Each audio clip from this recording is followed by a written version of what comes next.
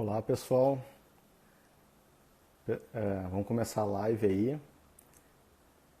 A gente já começou na verdade e agora vou adicionar o pessoal da Legal Expert. Vamos ver se eles vão aceitar o convite. Ó, agora sim, Anderson, estamos aí? ao vivo e a cores. Conseguimos? Coisa boa. Demoramos aqui um pouquinho de dificuldade, mas vamos lá. Tudo bem contigo aí, cara? Tudo certo, tudo certo. Tava também ali acompanhando o início, mas não consegui entrar. Agora a gente consegue já começar a falar, bater esse papo aí sobre o assunto. Legal.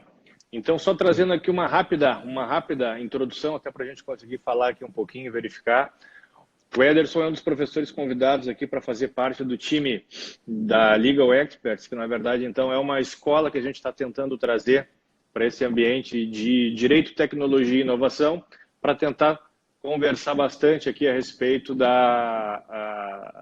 que está acontecendo, o que tem de novidade, o que a gente está fazendo o que está pintando de diferente, quais são as novas formas de se discutir direito nesse ambiente um pouco mais agitado, complexo e diferente que a gente está vivendo. A proposta inicial, né, Ederson, era tentar falar um pouco mais sobre o mundo das questões do direito, das questões tributárias, das questões das startups, vinculados com alguma questão correlata com o segmento tributário. Toda a nossa intenção de promover a questão da escola era nesse sentido, e a gente acabou tendo que fazer um break, um intervalo aqui no lançamento da escola e na proposta inicial daquilo que nós tínhamos nos proposto, em função justamente de tudo isso que está acontecendo, né?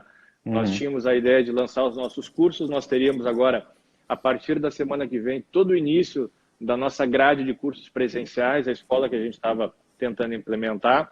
O Ederson é ainda, né, um dos nossos cases, um dos nossos professores e experts convidados para tratar um pouco de tudo o que vai estar acontecendo, mas a gente teve que fazer esse intervalo em função da crise, em função de tudo que a gente está passando aí, desse turbilhão, desse mundo Covid-19, dessa questão coronavírus e tudo mais. Então, a gente quis aproveitar esse período para tentar não ficar realmente um espaço, um intervalo aberto, sem a gente estar podendo ficar conectado com quem tem interesse nessa discussão do direito, nessa coisa um pouquinho mais, uma pegada um pouquinho diferente daquela questão mais tradicional que a gente tem.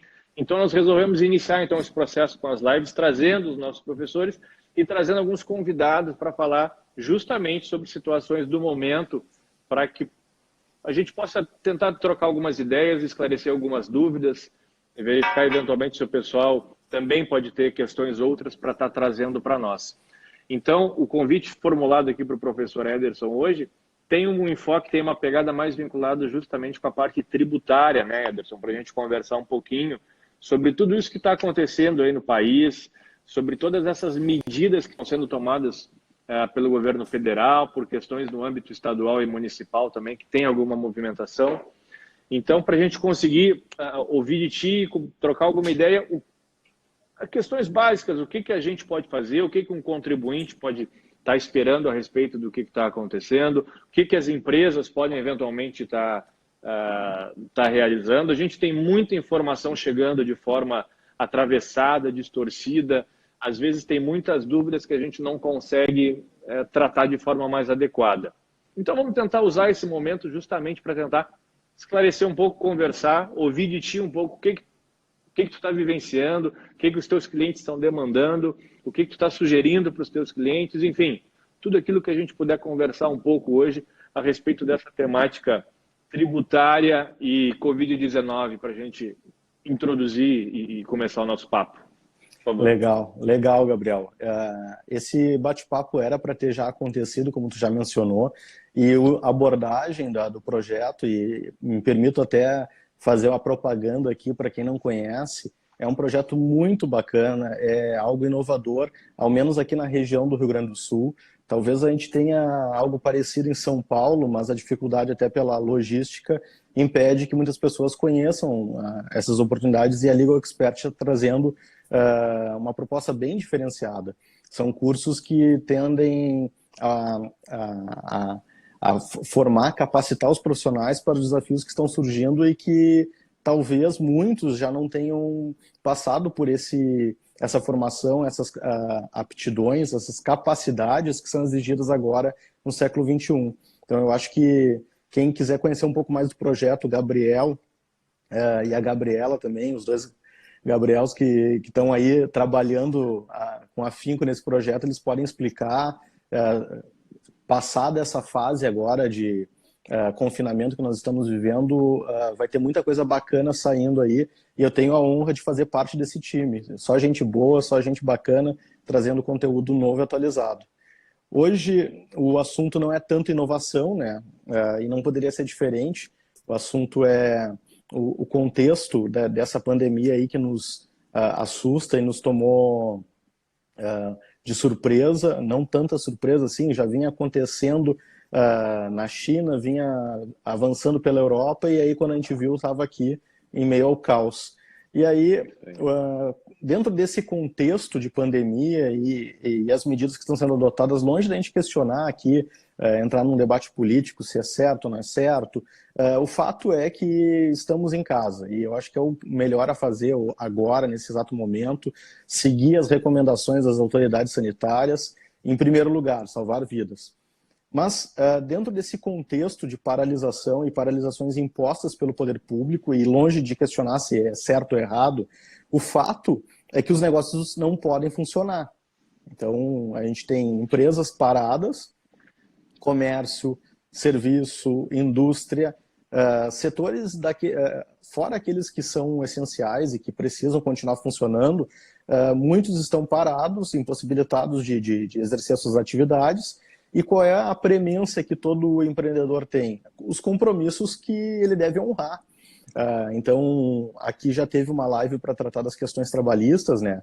E é uma das primeiras preocupações, como num cenário em que eu não tenho receita, como é que eu faço para honrar meus compromissos com os colaboradores? Essa é uma preocupação. E uma outra preocupação que é imediatamente urgente é saldar as obrigações tributárias. E quando se fala em obrigações tributárias, é importante destacar que elas são de duas naturezas. Nós temos as obrigações tributárias principais, o pagamento da pecúnia, do dinheiro, que é pagar o tributo, todo o período de apuração, e a gente tem uma enormidade de obrigações tributárias acessórias. As duas estão valendo. Ambas, tanto as obrigações tributárias principais, o pagamento de tributos, quanto a apuração deles e a informação, seja por meio eletrônico, seja por qualquer via, elas estão valendo, não houve nenhuma prorrogação.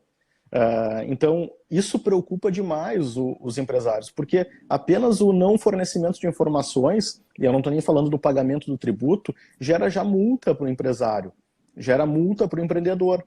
E falta uma sensibilidade tremenda de reconhecer, de um lado, o poder público agiu rapidamente para determinar o fechamento dos negócios, mas ainda se discute se haverá ou não prorrogação.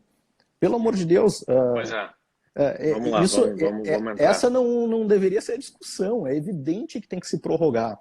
Como é que uma empresa que está fechada, as pessoas não podem acessar, não podem ter informação, aquelas que são aqueles que evoluíram para um nível de informatização e que conseguem ter isso em sistemas remotos, à distância, talvez estes consigam dar conta das obrigações e do processamento dessas obrigações. Mas imagina lá um estabelecimento que não tem todo esse nível de informatização e que precisa ter diálogo com o contador, com a auditoria, com o setor interno, o setor fiscal, o setor de compras, o setor de vendas. Imagina a confusão que é para fazer o processamento dessas obrigações. E, por enquanto, não há uma sinalização das autoridades, nem no plano federal, estadual, nem municipal, da suspensão dessas obrigações. O que nós temos agora, assim, Gabriel, para sinalizar? E depois eu posso dar eu fiz um resuminho, até porque os clientes pedem, né? A gente fez um boletim lá no escritório, resumindo basicamente as normas que foram editadas neste período e que dão alguma segurança para os contribuintes. Então, o que já foi feito? Então foi suspendido o prazo do recolhimento, prorrogado, na verdade, é importante esclarecer isso, das empresas optantes pelo Simples. Então, empresas enquadradas no Simples. No primeiro momento é só Simples que o pessoal tá formalmente habilitado para prorrogação, certo? Detalhe. As normas que foram editadas, elas prorrogam, ou seja, não foi perdoada a dívida. A dívida que eu devo, eu vou ter que pagar nos prazos que a portaria lá menciona. Tá? Então, isso continua valendo. E o recolhimento, as informações que eu falei agora, expliquei que são as obrigações acessórias, elas foram dispensadas do exercício de 2019, ou seja, as informações do ano passado. O que está acontecendo agora não foi dispensado formalmente pela Receita. Existe uma norma de 2012 que alguns contribuintes estão invocando ela, porque ela fala de uma forma, obviamente não era para o coronavírus, foi em 2012 a edição dessa norma, e diz que suspende-se as obrigações quando editado o decreto de calamidade. Então, a norma diz mais ou menos isso. É exatamente o nosso caso hoje. Nós temos um decreto editando o estado de calamidade. Então, poderíamos aplicar essa norma? Os contribuintes estavam imaginando que ela daria proteção para que eu não tenha sanções pelo não cumprimento. Veja bem, o fato de eu não transmitir a obrigação hoje, que eu deveria, com os prazos que eu deveria obedecer, me gera uma multa, automaticamente. Se eu for fazer isso em maio, em abril, sei lá quando vai acabar o confinamento, automaticamente, ao fazer a transmissão disso, ele já vai gerar uma multa automática. Então, se imaginava que isso daria amparo para eu afastar a incidência da multa. Mas ontem se comentou nos grupos em que eu participo, e já tem uma notícia correndo, de que a Receita Federal, ante a essa interpretação dos contribuintes, vai editar uma norma para dizer que não se aplica. Em outras palavras... Mas aí, a medida que foi criada para situações que envolvessem calamidade vai deixar de ter validade. Exato. Porque a interpretação pode dar problemas outros. Exato, eles querem dizer que aquela medida de 2012 foi para 2012, não vale para 2020. Tu quer dizer, então, que provavelmente os advogados tributaristas do Brasil continuarão tendo bastante trabalho, bastante possibilidade de atividade com seus clientes, então. Com esse monte de regra, interpretação, discussão, a bronca vai continuar e a gente vai continuar sem ter exatamente a noção correta do que fazer e de como fazer. Exatamente, Gabriel. E veja só, a gente está falando aqui com dois públicos, basicamente, né? A gente fala com profissionais do direito, são os nossos colegas, advogados, e para esses que atuam na área, eu já dou uma notícia boa, vai ter muito trabalho pela frente, mas agora a gente fala com um público um pouco maior, né? Que tem pessoas que não são do direito, ou não são advogados, e que um empresário que pode estar nos ouvindo agora, ele está dizendo, bom, então quer dizer que vocês vão ganhar dinheiro às minhas custas da minha desgraça. Para a sociedade isso é terrível. É terrível, porque a gente vai eternizar conflitos sobre uma situação que não deveria ter discussão. O poder público determinou a suspensão das atividades. Ora, ato contínuo deveria vir um ato dizendo que neste período de confinamento, obrigações principais e obrigações acessórias estão prorrogadas. Isso não deveria ter discussão. E aí a discussão que eu trago, e que a gente pode explorar um pouco mais adiante, é que não se deveria discutir prorrogar. Então, prorrogar as obrigações principais e acessórias não se deveria discutir. Agora, se vai prorrogar, eu vou cumular a obrigação que venceu com a que vai vencer. Sim. As empresas terão fôlego para pagar duas no mesmo período de competência? A tua tese, então, a tua manifestação, o teu princípio de início de discussão é o fato da não necessidade ou não obrigatoriedade do pagamento dos meses correntes relativos ao período da quarentena, o período da não atividade das empresas. As empresas e contribuintes em geral não deveriam pagar, não deveriam ser responsáveis pelo pagamento dos tributos referentes aos períodos de não abertura de empresa ou confinamento. É isso? O meu primeiro ponto sobre este período deveria ser concedida a prorrogação imediatamente, para que não gerasse dúvida e conflito. Já estão entrando inúmeros mandados de segurança para buscar essa proteção. Vários advogados, eu tive notícia, alguns deferidos, outros indeferidos, a medida liminar, mas vários advogados ingressaram com a demanda para tentar esclarecer isso. Vem cá, durante esse período, eu continuo estando obrigado. O que a Receita Federal e os outros órgãos estão dizendo, sim, você continua estando obrigado a prestar informações e a recolher o tributo, salvo as empresas optantes do Simples. E aqui tem mais um esclarecimento que precisa ser feito. Quando se fala em empresas optantes do Simples, o Simples é como se fosse um pacote, né? É um pacote que dentro dele tem vários tributos. O que a Receita Federal editou e o Ministério da Economia fez foi prorrogar os tributos de competência da União. Então ela disse... Os federais. Mas se eu sou uma empresa do Simples e que eu vendo mercadorias, eu tenho que pagar ICMS. Só que ele está dentro do Simples. Só que o governo estadual não falou nada sobre o ICMS. E existe até uma dificuldade prática, porque o empresário ele recolhe uma guia única. Quando ele é optante do Simples, ele recolhe uma guia única, que é a DAS. Então ele apura lá a sua receita, aplica a alíquota da tabela correspondente e ele paga aquela guia. Como é que agora eu estou prorrogado em relação a alguns tributos e outros não? Então eu vou emitir uma guia parcial. Essa já é uma dúvida. Não tem como. Que do ponto de vista prático, assim, no dia a dia dos contadores, eu não sei como é que eles estão se desvencilhando dessa dificuldade. Então, o município é a mesma coisa. Os municípios não concederam a prorrogação dos tributos municipais das empresas do Simples. Então, tem uma norma do Ministério da Economia, tem uma norma do Comitê Gestor do Simples, que deveria unificar o entendimento e abranger tudo, mas ainda assim há uma margem de discricionariedade dos entes subnacionais que ainda não se posicionaram. Mas o problema é que a gente vai continuar, então, nesse impasse nos próximos... Não tem nenhuma previsão, vocês não estão sinalizando. A gente viu algumas manifestações já dos sistemas federativos aqui do Sul, Fiergues, outras entidades tentando se manifestar e questionando o próprio ente público sobre questões que estão trazendo dúvidas ainda, e o silêncio vem sendo a tônica com relação a essa relação com o governo, tanto na esfera estadual quanto na esfera federal. O município até não tem tantas questões envolvendo ali, basicamente, as discussões de SSQN, que eu acho que é o que está mais chamando a atenção. Mas o que a gente está vendo ainda é essa bateção de cabeça, essa dificuldade de se conseguir ter algum consenso no que está sendo discutido. Eu gostaria, assim, tenta visualizar, tenta nos visualizar como, primeiro, eu como uma pequena empresa ou eu como o próprio contribuinte tendo que fazer os recolhimentos mensais, não tendo condição de fazer.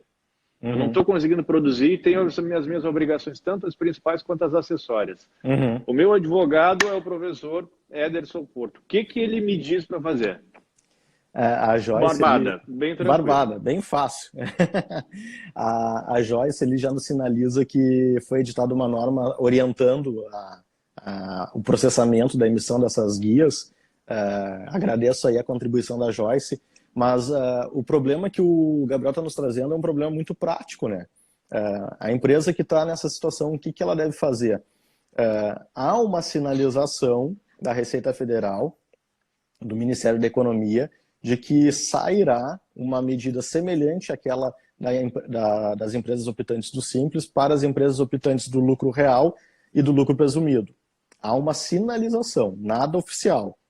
O que nós temos também oficial, na linha de postergação. Postergação. E as obrigações... não está falando de remissão. Tá? Não é perdão, não é remissão. Postergar, ou seja, o que eu devo hoje eu vou pagar ali adiante. Isso no âmbito federal. No âmbito federal. Tá? Então, há uma sinalização de que isso ocorrerá. E do lado assim, do Estado, do ente estatal, é óbvio que tem um compromisso, uma preocupação com a questão fiscal, né? O equilíbrio fiscal. As contas já estão combalidas, e aí se fizer simplesmente não cobrar nada e não exigir nada, é possível que tenha uma ruptura e um efeito cascata em todas as atividades e serviços públicos. Isso é preocupante também. Então tem que ter muita cautela e entender o lado do outro. É um exercício de empatia que a gente tem feito, né, constantemente durante esse período de confinamento. Então entender a posição do Estado, que também não pode simplesmente não exigir nada, é algo que pode gerar um efeito tão ruim quanto esse estado. Mas a insegurança que está gerando agora, nesse exato momento, eu acho que é algo que atormenta as pessoas que estão tentando se organizar, né, em meio a essa crise. Então, o empresário, aquele comprometido, o sujeito organizado, sério, foi pego de surpresa, teve que fechar o seu negócio, está tentando reorganizar as questões do ponto de vista trabalhista lá com seus colaboradores, reprogramando pagamentos, está negociando com o fornecedor e com o fisco. O que ele faz? E aí vem um problema que, no plano tributário, esse é um dogma também que deveria se avançar, que não se permite negociação, não há possibilidade. Porque, de um lado, do lado do fisco, tem aquela ideia da indisponibilidade do interesse público, do crédito tributário. Mas aqui, volto a dizer, a gente não falou ainda sobre o pagamento ou não do tributo. Nós estamos falando sobre a situação de reprogramar, de postergar, adiar. E isso poderia já ser feito. Claro que vai ter um ônus, isso vai ter um impacto. Só para se ter uma ideia assim, do que isso significa, no Rio Grande do Sul, a arrecadação de ICMS, que é a maior fonte de recursos do Estado, ela não dá conta da folha. Ela não dá conta da folha. Então, se não arrecadar ICMS num mês, imagina como é que ficaria o pagamento de todo o funcionalismo e os repasses para os outros órgãos, né? Então... já houve até uma manifestação expressa muito veemente, tanto do governador Eduardo Leite, quanto do secretário da Fazenda, justamente trazendo essa questão já como uma eventual justificativa para novamente entrar naquela na roda de pendências lá dos pagamentos do funcionalismo público estadual, a dificuldade que se tem, os parcelamentos. Então, eles estão trazendo e usando justamente essa referência caso as empresas atrasem os seus pagamentos e não façam o implemento necessário, vai gerar um efeito cascata que possivelmente vai, para variar, cair no colo de funcionários públicos estaduais que vão ter novamente discussões novas a respeito da implantação do pagamento dos seus salários em dia ou não e de que forma. Então, é muito complicado mesmo esse momento que a gente está vivendo, é tudo muito delicado, todas as partes têm eventualmente as suas razões para estar discutindo alguma coisa, mas nós como contribuintes a gente tem que ter um mínimo de direcionamento, o que fazer nesse momento, para daqui a pouco não estar sujeito a receber uma notificação, a estar recebendo cartinhas do ente público tributário aí para nos trazer surpresas desagradáveis. É isso mesmo. E é assim, Gabriel, a preocupação que o empresário tem. Numa situação normal, sempre vem aquelas generalizações, aqueles estereótipos, mas o empresário é desorganizado, ele é sem vergonha. Mas agora a gente não está falando disso, de uma situação em que a gente poderia atribuir a falta de organização ou a priorização de outras questões para não pagar os tributos. Nós estamos diante de uma realidade que é incontroversa. As empresas estão fechadas, não está gerando faturamento. Receita. Uhum. Não tem dinheiro. E aí qual é a orientação que o poder público está dando para as pessoas? Continue cumprindo com as suas obrigações. Essa é a orientação que vigora, salvo essa que eu acabei de excepcionar, que é a do Simples. Então, nesse contexto em que a orientação é continuar cumprindo com as obrigações sob pena de incidência de... E eu não tô falando de nada catastrófico, eu estou falando o prazo para emissão de GIA, o prazo para informar as vendas que eu efetuei.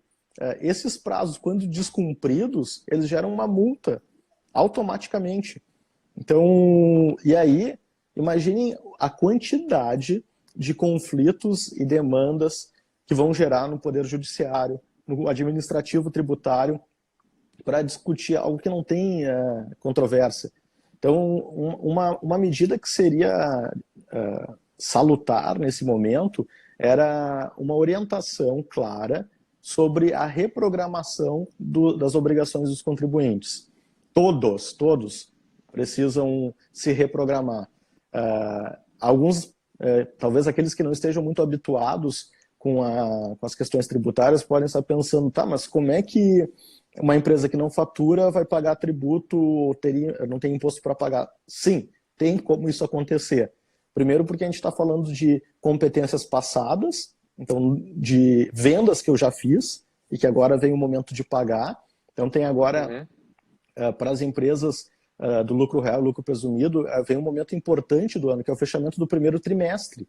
Então, tem muita gente que faz o recolhimento desses tributos justamente uma vez a cada 3 meses. Então, a gente tem a acumulação desse período, em função de estratégia que cada um tem, e vai estar coincidindo com esse período agora.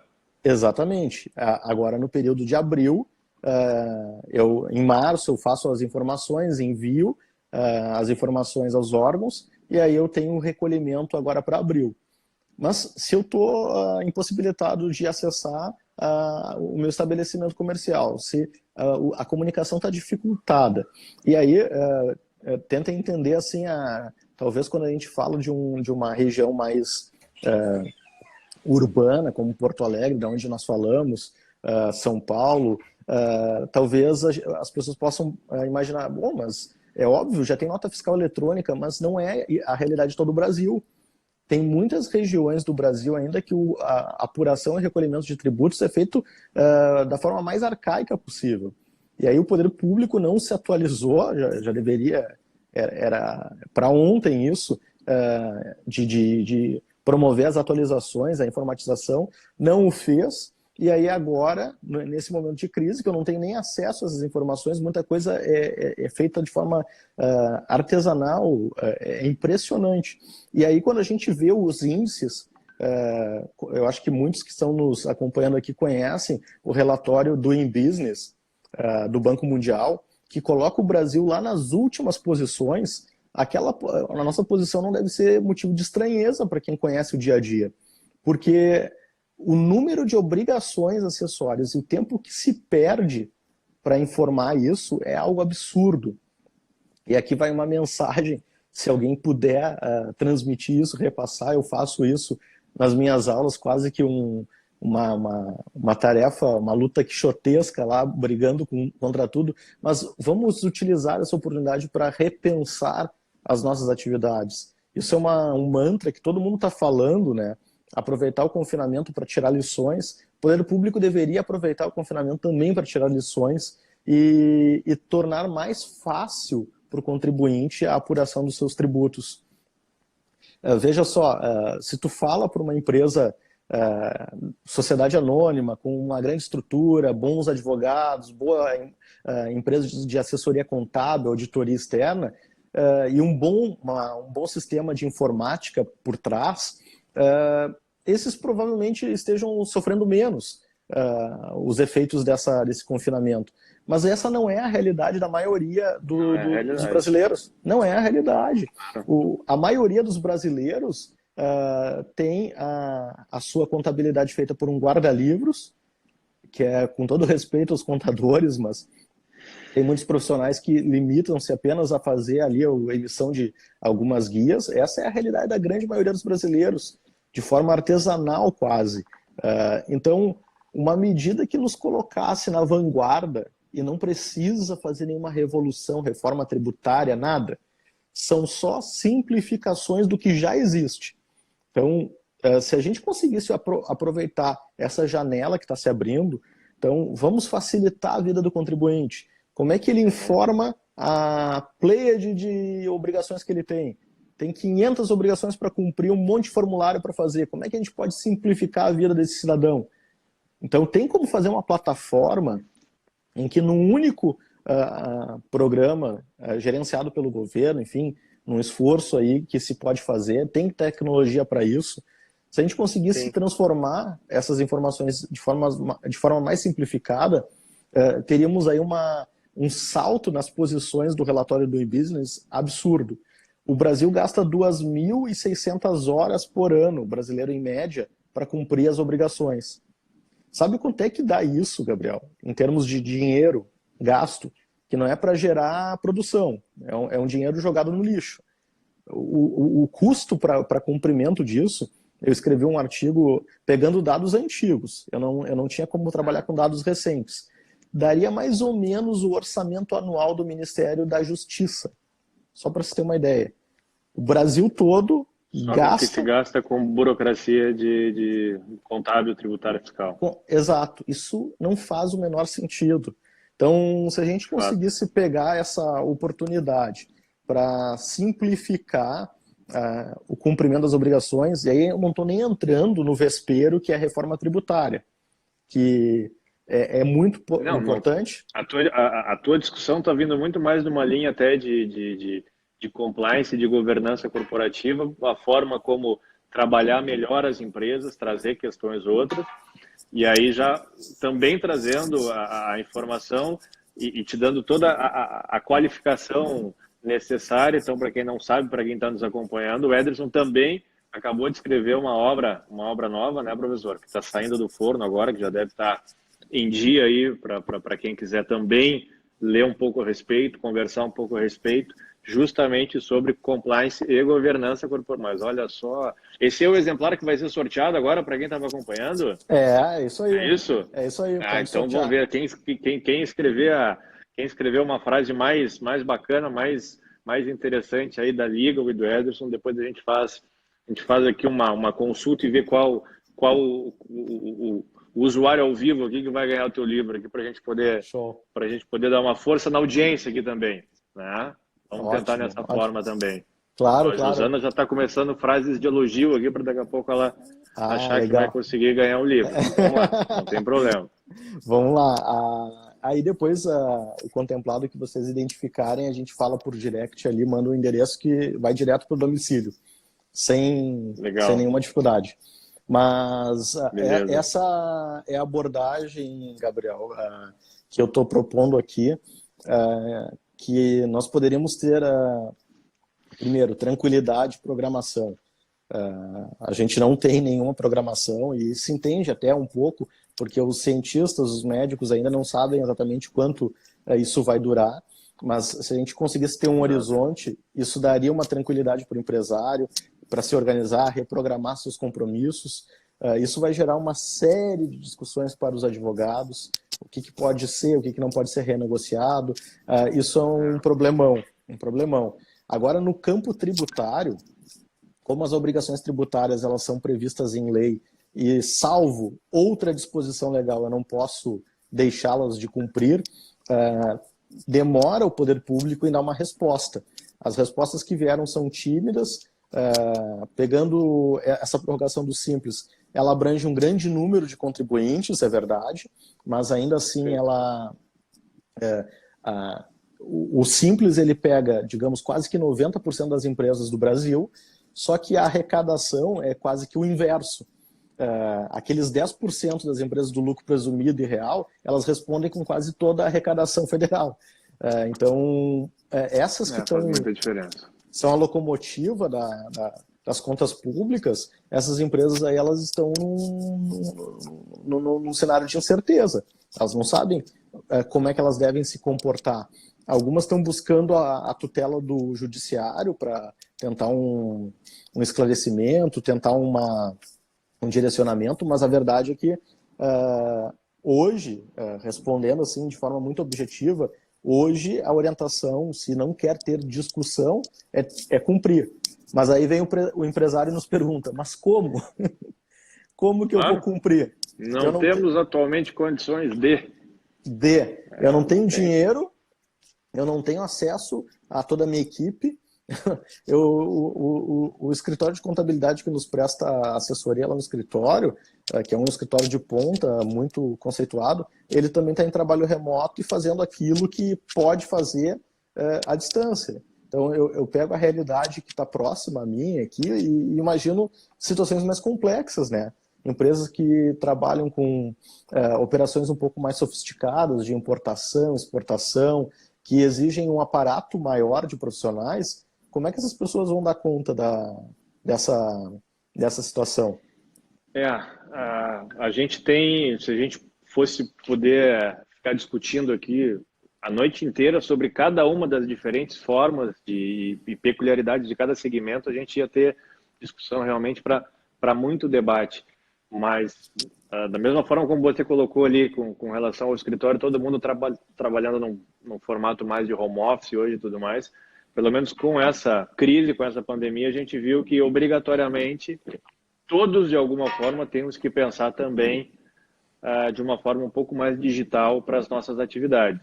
Inclusive a advocacia, né? Isso é uma coisa que a gente tem batido bastante nas lives aqui, nas conversas, porque está deixando de ser mais uma opção e realmente no nosso mundo, na nossa vida pós-crise, acho que isso vai ser uma temática que não vai ter como a gente desconsiderar, né? E até trazendo um pouco dessa abordagem de mundo digital, já que o nosso tempo tá curtinho aqui, a gente tem mais poucos minutos para conversar, também sobre essa temática do mundo digital, Ederson, daqui a pouco você pode estar conversando também por pessoal que tem as suas atividades em startups, nas questões com enfoque tributário ou com enfoque de daqui para frente, o que a gente pode estar fazendo. Você tem obras também escritas já sobre essa temática.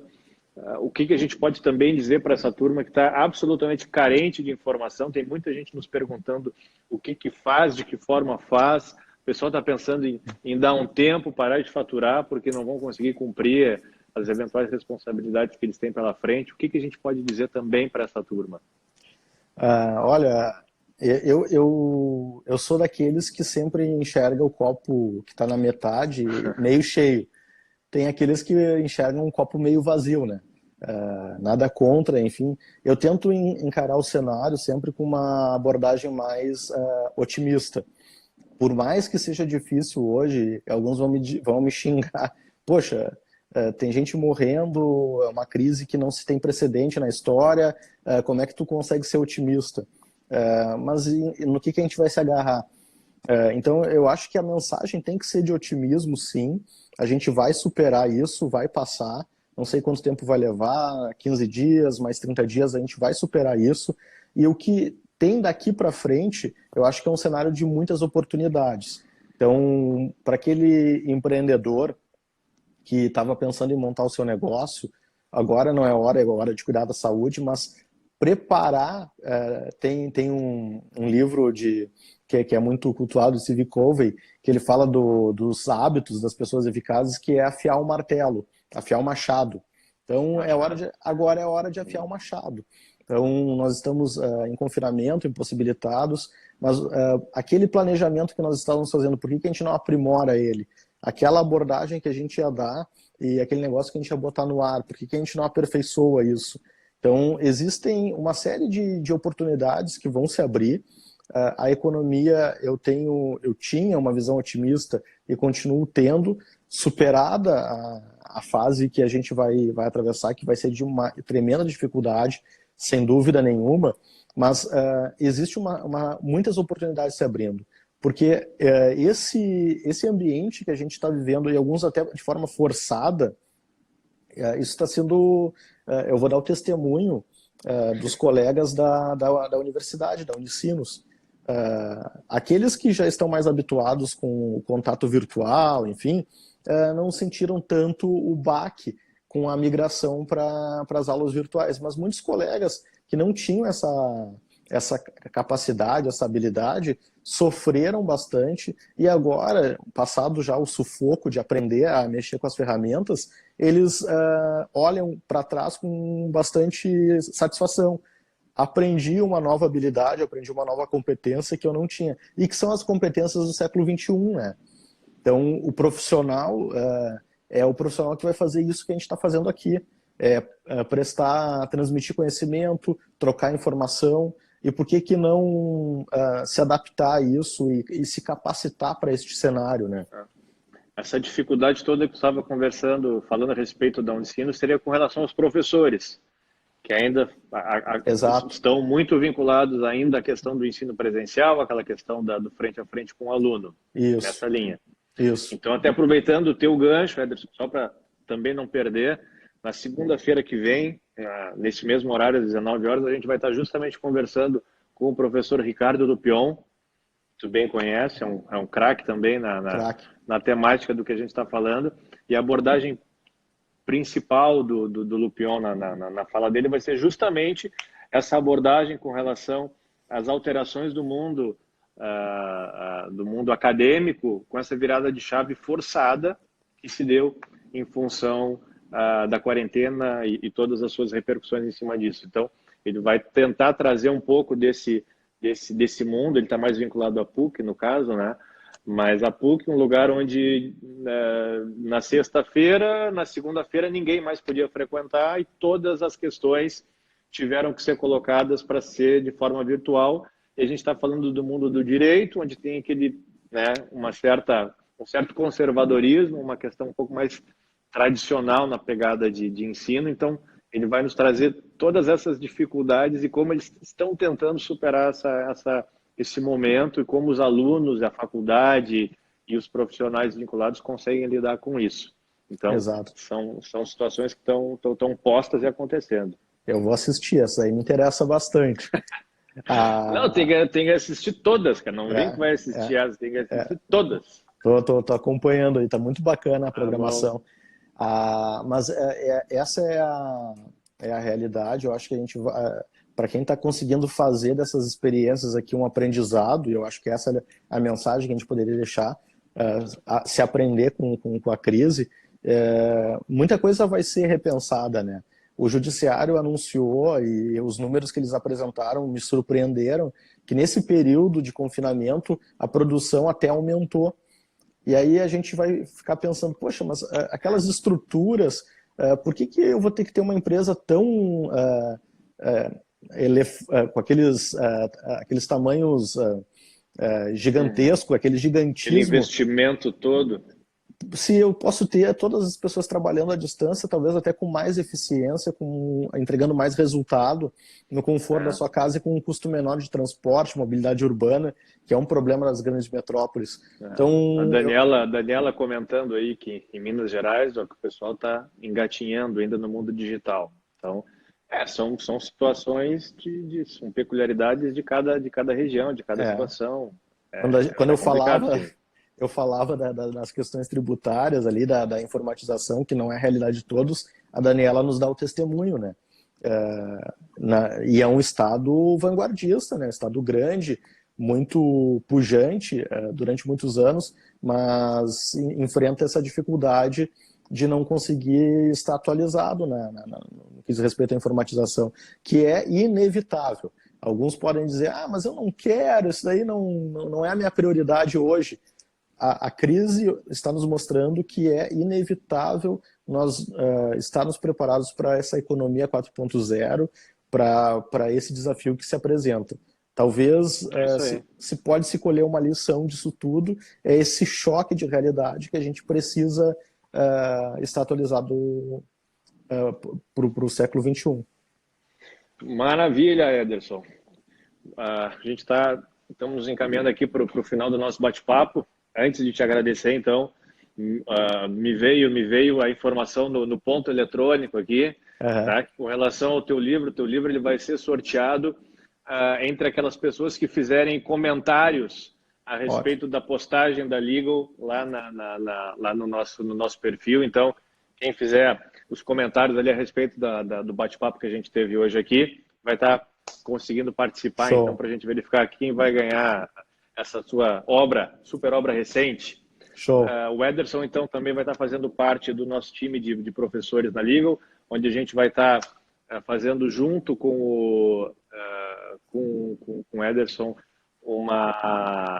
um período de aulas específico vinculado ao mundo das startups e o direito, não só a temática não é necessariamente só para o pessoal de jurídico, né, mas também para todo mundo que gostaria de saber um pouco mais a respeito, todo mundo mais que tem as suas ideias, as suas questões aí para o mundo startupeiro. A gente vai estar esse curso vai estar viabilizando também essa abordagem toda que vai ser feita.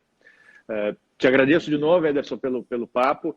Acho que a gente teria condições de estar reforçando, refazendo essa conversa na sequência, até porque, possivelmente, até o final da semana que vem, outras normas vão aparecer, outras discussões vão estar sendo trazidas, novas abordagens vão estar sendo feitas. Então, isso é o que é mais interessante no que a gente está discutindo aqui. Não tem fim, a gente vai continuar conversando a respeito das mudanças que virão. Como tu mesmo comentaste aí ao longo da tua fala, acho que a atividade para o público jurídico vai continuar tendo bastante ao longo dos próximos meses pós-crise, vamos chamar assim, pós-quarentena. Vai ter discussão para tributário, para trabalhista, para contratos, para revisão de dívidas. A gente está vendo que o advogado vai ter que ser muito mais um perfil agregador, conciliador e negociador do que talvez muito mais um advogado litigante, né? Um cara do litigation mesmo, porque talvez a gente não tenha mais tanto espaço para isso. Caso tu tenha alguma consideração final, mas também só reiterando o agradecimento para ti, Ederson. Não, eu que agradeço, sou entusiasta do projeto Legal Expert. Eu acho que a gente está trazendo uma abordagem diferente, tentando capacitar e trazer conhecimento para os colegas para esses novos desafios, e vocês são muito felizes em trazer essas temáticas. Essas habilidades são tratadas também no curso do Gabriel. Agora eu vou fazer o jabá do Gabriel. Aquele sem curso... falar da sócia, a sócia está se manifestando aí, então tem que tomar cuidado. A Gabriel também tem LGPD muito importante, a temática atual. Então, eu acho que tem muita coisa para a gente fazer, e fiquem atentos aí, sigam, acompanhem. Quem quiser informações sobre o meu trabalho, é só clicar aí, acompanhar o meu perfil. Informações sobre o livro está na bio, é só clicar ali. E o sorteado, a sorteada, depois eu mando um abraço e cumprimento pessoalmente assim que for anunciado.